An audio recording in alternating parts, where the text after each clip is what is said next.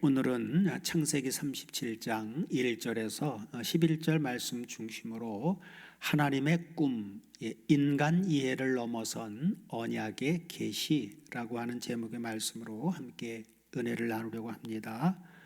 사랑하는 다솜 가족 여러분, 오늘 우리는 창세기에서 한 유명한 장면 앞에 서 있습니다. 많은 사람이 오늘 본문을 요셉의 성공 스토리로 기억합니다.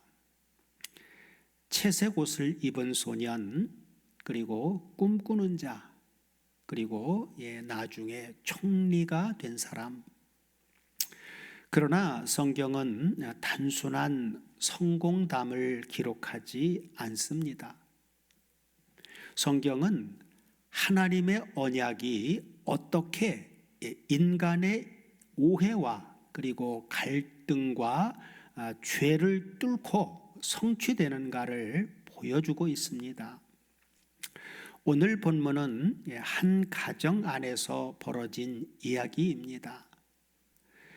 아버지의 편애, 그리고 형들의 질투, 그리고 소년의 미성숙함, 그리고 이해되지 않는 꿈. 그런데 하나님은 바로 그 혼란의 한복판에서 조용히 당신의 구속사를 진행하고 계십니다. 오늘 우리의 가정도 때로는 복잡합니다. 우리의 삶도 이해되지 않는 일들로 가득합니다. 그러나 오늘 말씀은 우리에게 이렇게 선포해 주고 있습니다. 인간은 몰라도 하나님은 알고 계신다.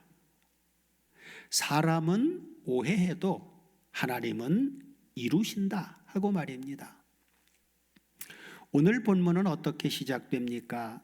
본문 1절을 다 같이 보시면 야곱이 가나안 땅 곧 그 아비의 우거하던 땅에 거하였으니 하고 시작되죠. 자, 이 말씀은 단순한 지리 설명이 아닙니다. 야곱은 지금 어디에 있어요? 약속의 땅인 가나안에 있습니다. 이 가나안은 하나님이 아브라함에게 약속하신 땅입니다. 그러므로 오늘 본문의 이야기는 한 가정사의 시작이 아니라 하나님의 언약의 무대 위에서 시작되는 사건입니다. 야곱은 수많은 우여곡절 끝에 여기까지 왔습니다. 베델에서 돌베개를 베고 울던 청년, 그리고 외삼촌 라반에게서 20여 년 세월을 속았던 그 20여 년의 세월, 그리고 야복강에서 씨름하던 그 정말 처절한 밤, 그리고 형 에서와 화해하던 날, 그 모든 시간을 지나 약속의 땅에 돌아왔습니다. 그러나 약속의 땅에 왔다고 해서 모든 문제가 끝난 것은 아닙니다. 믿음의 사람도 가정 문제가 있고 언약의 백성도 갈등이 있으며 하나님의 사람도 눈물이 있습니다. 사랑하는 여러분, 하나님과 함께 한다고 해서 인생이 단순해지는 것은 아닙니다. 그러나 하나님과 함께하면 복잡한 인생도 방향이 생깁니다. 자, 이어지는 본문 2절을 보면 야곱의 가정에서 12아들 중에 누가 주인공으로 등장합니까? 2절을 다 같이 보시면 야곱의 약전이 이러하니라. 요셉이 17세 소년으로서 그 형제와 함께 양을 칠 때에 그 아비의 첩 비라와 실바의 아들들로 더불어 함께 하였더니 그가 그들의 과실을 아비에게 고하더라 하고 요셉이 주인공으로 등장합니다. 자, 여기 요셉이 17세의 소년으로서 해서 이 소년이라고 하는 이 단어를 원문을 살펴보면 이 소년이라고 하는 의미가 히브리어 나아르라고 하는 단어입니다. 소년,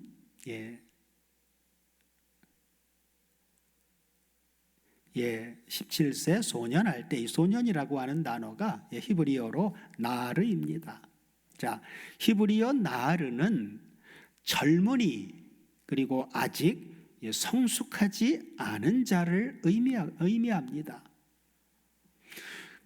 그러니 요셉은 아직 다듬어지지 않았습니다.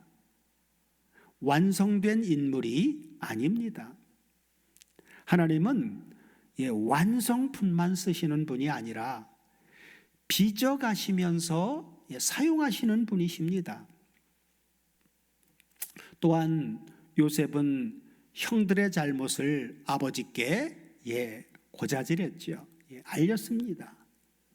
자, 이 행동이 지혜로웠는지 아니면 미성숙했는지는 논란이 있습니다.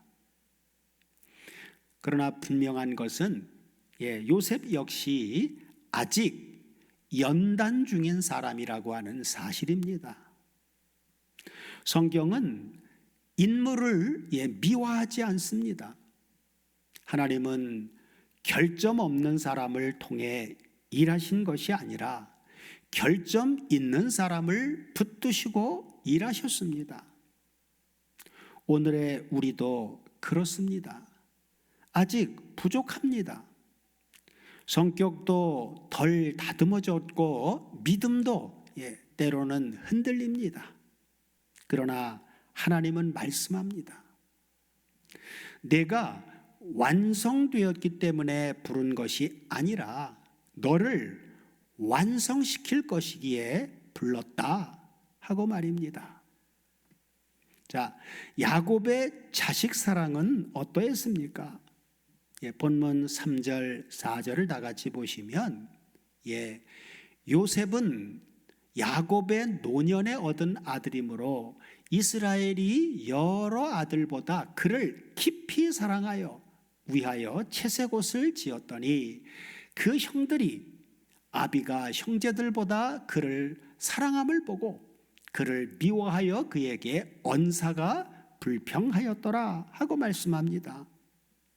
야곱 곧 이스라엘은 노년에 얻은 아들 요셉을 다른 아들들보다 더 사랑했습니다.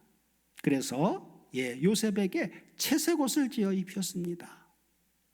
자, 이 채색옷은 단순히 예쁜 옷이 아닙니다. 긴 소매가 달린 아주 귀한 옷. 자, 이것은 특별 대우의 상징으로 봅니다. 야곱은 요셉을 사랑했습니다. 부모가 자식을 사랑하는 것은 당연한 거죠. 그러나 문제는 그 사랑이 공의가 없으면 편애가 됩니다. 편애. 야곱은 자신도 편애의 피해자였습니다. 우리가 앞서 나눈 것을 상기해 보면 아버지 이삭은 누구를 더 사랑했습니까?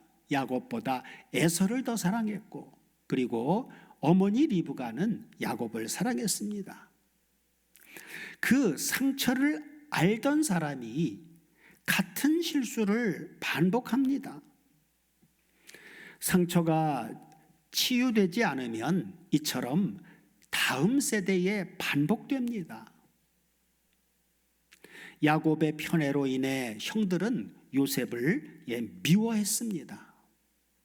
자, 4절 후반부를 보시면 그래서 형들이 이렇게 얘기하죠. 형들이 그를 미워함으로 그에게 언사가 불평하였더라 하고 말입니다. 요셉은 형들이 그 불편한 언사를 몰랐을까요? 말이라고 하는 것을 들으면 다 알죠. 이 말이 마음에서 기뻐서 하는 말이구나, 아니면 뭔가 불평이 있는 말이구나, 그거 다 이제 압니다, 그죠? 예, 자, 가정 안에 야곱의 이 가정 안에도 원만한 대화가 이루어지지 않았습니다. 대화가 사라졌습니다. 자, 야곱이 요셉에게 입혀주었던 이 아름다운 채색 옷은 머지않아 형들에 의해 찢기고 짐승의 피가 묻게 될 것입니다. 이것은 우리를 위해 옷 벗김을 당하시고 보혈을 흘리신 예수 그리스도의 순환을 미리 보여주는 예표이기도 합니다. 침묵이라고 하는 것은 참된 평화가 아니라 관계의 파괴일 수가 있습니다. 사랑하는 여러분, 교회도 그리고 우리의 가정도 공평한 사랑이 필요합니다. 누군가만 특별히 높이고 또는 누군가를 소외시키면 공동체는 무너집니다.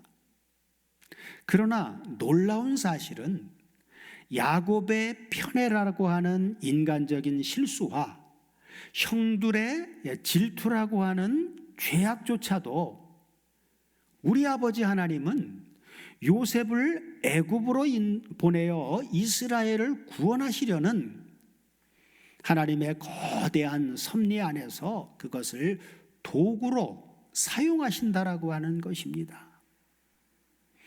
인간의 실패가 하나님의 실패를 의미하지는 않습니다. 자, 아버지의 사랑을 더 많이 받은 요셉에게 어떤 일이 일어납니까? 본문 5절 이하를 다 같이 보시면, 자, 요셉이 꿈을 꾸고 자기 형들에게 고하매 그들이 그를 더욱 미워하였더라. 요셉이 그들에게 이르되 청컨대 나의 꾼 꿈을 들으시오. 그러면서 뭐라고요? 우리가 밭에서 곡식을 묵더니 내 단은 일어서고 당신들의 단은 내 단을 둘러서서 절하더이다. 자, 이어서 8절 보면 그랬더니 어떤 일이 벌어집니까? 그 형들이 그에게 이르되 내가 참으로 우리의 왕이 되겠느냐? 참으로 우리를 다스리게 되겠느냐? 하고 그 꿈과 그 말을 인하여 그를 더욱 미워하더니 하고 말씀합니다. 자, 요셉이 꿈을 꾸었죠? 그리고 요셉이 형들에게 뭐라고 말합니까? 그 꿈을 말해요. 그죠? 우리가 밭에서 곡식단을 묵더니 내 단은 일어서고 당신들의 단은 내 단을 둘러서서 절하더이다 하고 요셉이 그가 꾼 꿈을 말하자 형들은 뭐라고 합니까? 내가 참으로 우리의 왕이 되겠느냐 하고 분노합니다. 자, 여기 요셉이 꿈을 꾸고에서 이 꿈이라고 하는 단어, 꿈이라고 하는 단어를 원문을 살펴보면 이 꿈이라고 하는 단어가 히브리어 할롬입니다. 이 히브리어 할롬은 단순한 꿈의 이미지가 아니라 종종 하나님이 주시는 계시의 통로입니다. 중요한 것은 요셉의 자랑이 아니라 하나님의 주권적 선언입니다. 요셉의 그 꿈은 요셉이 자기가 마음대로 꾼 게 아니죠. 하나님이 주신 꿈이었단 말이에요. 형들은 그 꿈에 하나님이 주신 그 꿈의 내용보다 감정으로 반응했습니다. 하나님이 무슨 뜻으로 요셉에게 그런 꿈을 주셨는지 그들은 하나님 앞에 묻지 않았습니다. 단지 왜 내가? 라고 감정적인 반응을 했습니다.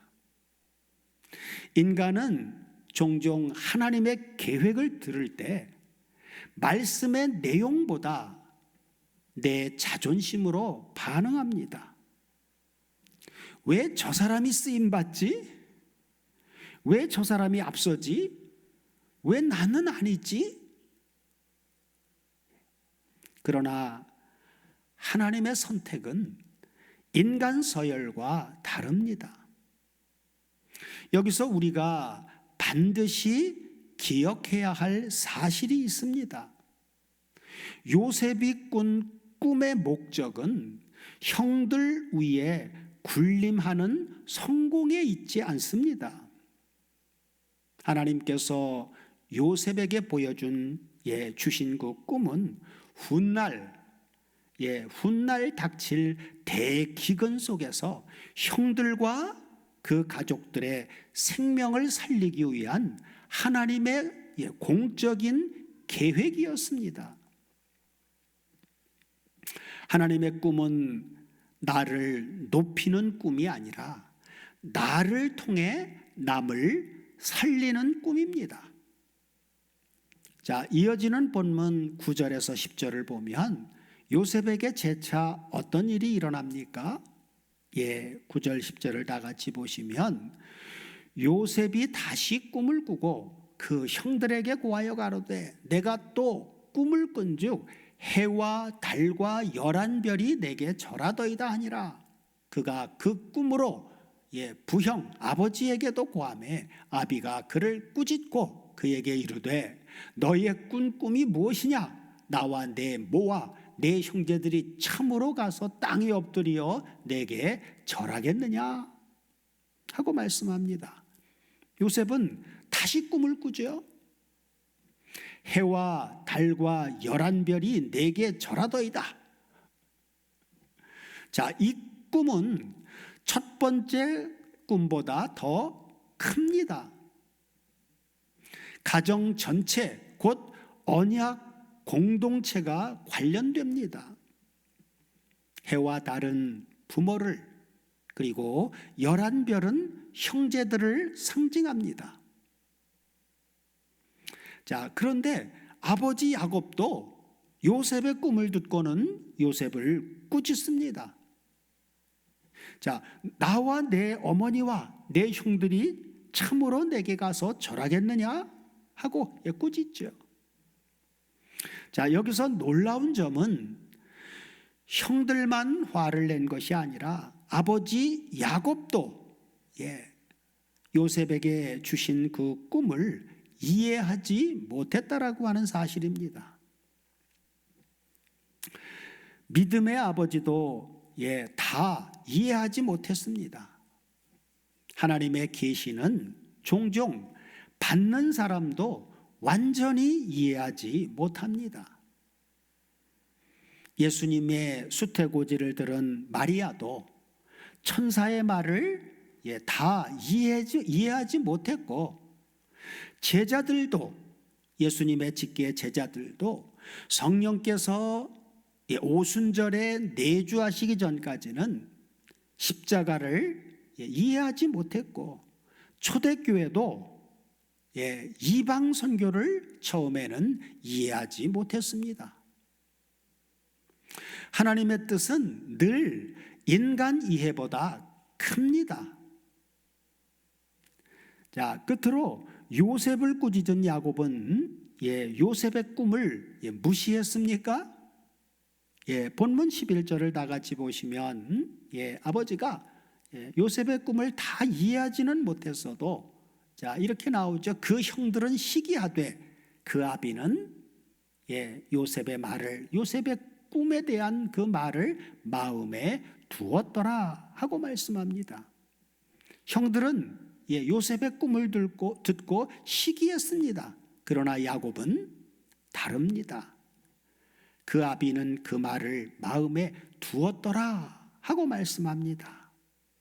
자, 여기 마음에 두었더라 라고 번역되어진 이 부분을 원문을 통해서 살펴보면 이 단어가 히브리어 샤마르입니다. 샤마르. 히브리어 샤마르로, 히브리어 뉘앙스로 보면 그 의미는 마음에 두고 지켜보았다라고 하는 의미입니다. 야곱은 완전히 이해하지는 못했지만 함부로 버리지는 않았습니다.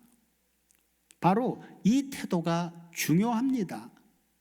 믿음이라고 하는 것은 다 이해해서 믿는 것이 아닙니다. 이해되지 않아도 말씀을 품는 것입니다. 말씀을 마음에 담아두는 것입니다. 당장 설명되지 않아도 하나님의 말씀을 버리지 않는 것입니다. 이 모습은 훗날 천사의 수태고지를 듣고 다 이해하지 못했으나 마리아는 어땠어요? 그 말씀을 마음에 간직했죠. 그랬던 마리아의 모습과 야곱의 모습은 닮았습니다.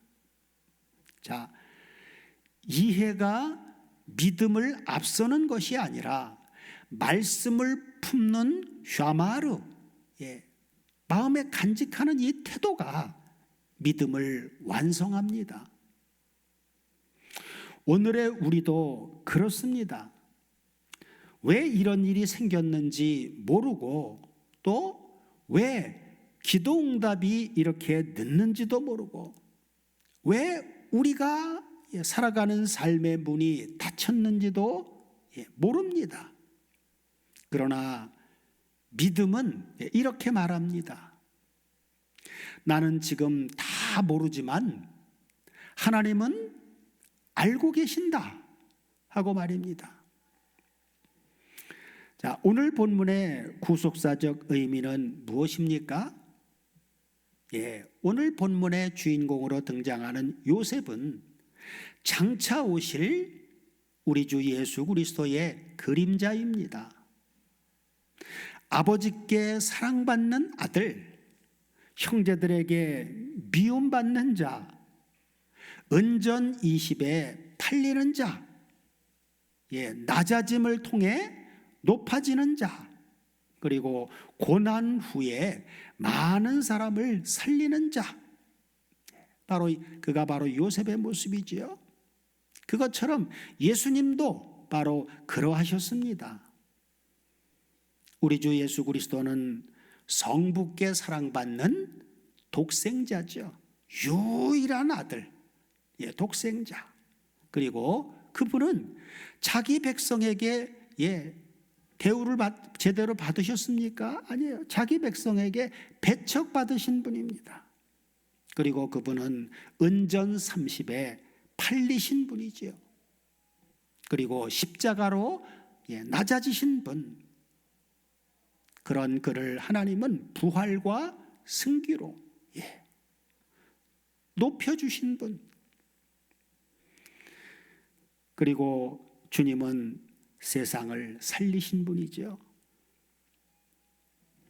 그러므로 요셉의 꿈은 단지 개인의 성공이 아니라 구원 역사를 위한 하나님의 예고편입니다. 오늘 본문이 주님과 연합된 오늘의 우리에게 주시는 적용은 무엇입니까? 사랑하는 여러분, 우리는 이미 그리스도와 연합된 사람들입니다. 그러므로 요셉의 이야기는 먼 훗날의 이야기가 아니라 바로 오늘 우리의 삶의 방식이 됩니다. 그러니 첫째는 이해가 되지 않아도 하나님의 말씀을 품으라는 것입니다. 우리 신앙생활에서도 당장 해석되지 않는 일이 많이 있습니다. 그러나 야곱처럼 마음에 간직하십시오. 말씀이 먼저이고 이해는 나중입니다. 그 다음에 둘째는 질투 대신 하나님의 주권을 신뢰하라고 하는 것입니다. 형들은 요셉의 꿈을 통해서 주시는 하나님의 뜻을 생각하지 않고 비교하다가 무너졌습니다. 비교는 공동체를 파괴합니다. 주님 안에서 우리는 각자가 다른 부르심을 받았습니다.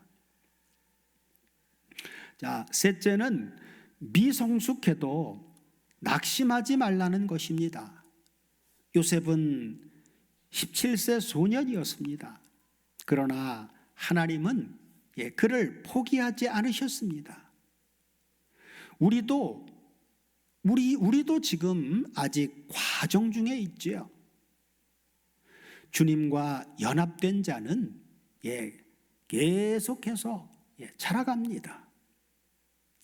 그 다음에 넷째는 낮아짐의 시간을 두려워하지 말라는 것입니다. 요셉은 꿈을 꾸고 곧장 왕좌로 가지 않았습니다. 그는 형들에 의해 구덩이에 빠지는 신세가 되었고, 그리고 종으로 팔려서 약 10년에서 11년 세월의 종살이를 했고, 그리고 누명을 쓴 채 약 2년에서 3년 사이에 옥살이를 지나서 그 후에야 애굽의 총리로 갔습니다. 예수님도 십자가 후에 영광에 들어가셨습니다. 그러니 오늘 우리의 기다림도 헛되지 않습니다. 사랑하는 다송가족 여러분, 형들은 요셉을 보고 꿈꾸는 자가 오는도다 하고 말했습니다. 그것은 비웃음이었습니다. 그리고 조롱이었습니다. 그러나 하나님은 그래, 그는 내가 꿈을 맡긴 자다 하고 말씀하셨습니다. 세상은 하나님의 사람을 오해할 수 있습니다. 육신의 가족도 이해 못할 수 있습니다. 심지어 본인도 자기 길을 모를 수 있습니다. 그러나 하나님의 언약은 결단코 흔들리지 않습니다. 우리의 삶에도 설명되지 않은 장면이 있습니다. 혹시 우리에게도 늦어지는 약속이 있습니까? 혹시 오해받는 시간이 있습니까? 그러나 우리는 기억해야 합니다. 하나님의 꿈은 인간 이해를 넘어서 움직입니다. 하나님의 계획은 침묵 속에서도 진행됩니다. 하나님의 언약은 반드시 성취됩니다. 그리고 우리가 그리스도와 연합되었다면 주님의 죽음 뒤에 부활이 있었듯이 우리의 눈물 뒤에도 반드시 하나님의 뜻이 있습니다. 오늘도 주님은 우리에게 이렇게 말씀하십니다. 내가 다 이해하지 못해도 괜찮다. 내가 이루고 있다 하고 말입니다. 이해되지 않는 현실 속에서도 하나님의 꿈을 품고 기다리는 우리 모든 다솜 가족들마다 주님과 연합된 생명의 능력으로 낙심을 이기고 마침내 언약의 성취를 보는 은혜가 충만하시기를 우리 주 그리스도 예수의 이름으로 축원드립니다. 아멘.